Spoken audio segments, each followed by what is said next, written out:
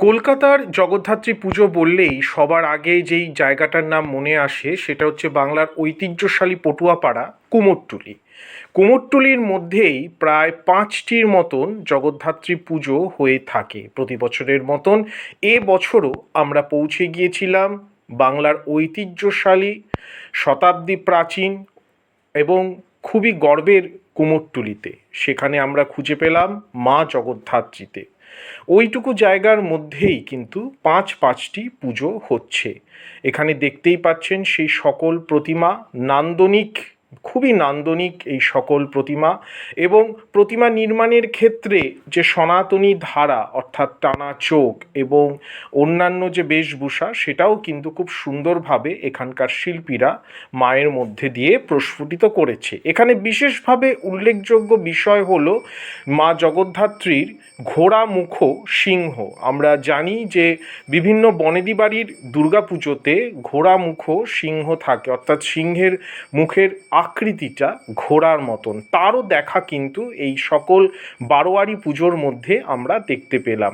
অলঙ্করণের দিক থেকে, নান্দনিকতার দিক থেকে, চালি সাজানোর দিক থেকে, মায়ের বসার ভঙ্গির দিক থেকে, সব দিক থেকেই কুমোরটুলির জগদ্ধাত্রী পুজোর যে একটা নান্দনিক দৃশ্যকলা, দৃশ্যপট সে সৃষ্টি করছে তা কিন্তু অবশ্যই কর্নিশযোগ্য।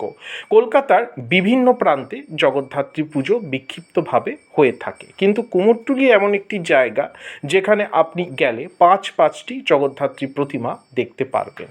নবমীর দিন এই পুজোগুলি হয়ে থাকে, দেখতেই পাচ্ছেন সেই সকল প্রতিমা।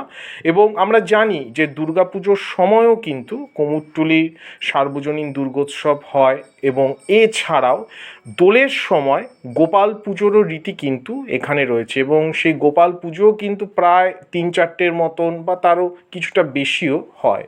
খুবই এক সুন্দর নান্দনিক দৃশ্যপট মায়ের মধ্য দিয়ে আমরা অনুভব করলাম। উচ্চতার নিরিখে কুমোরটুলির কোনো জগদ্ধাত্রী প্রতিমা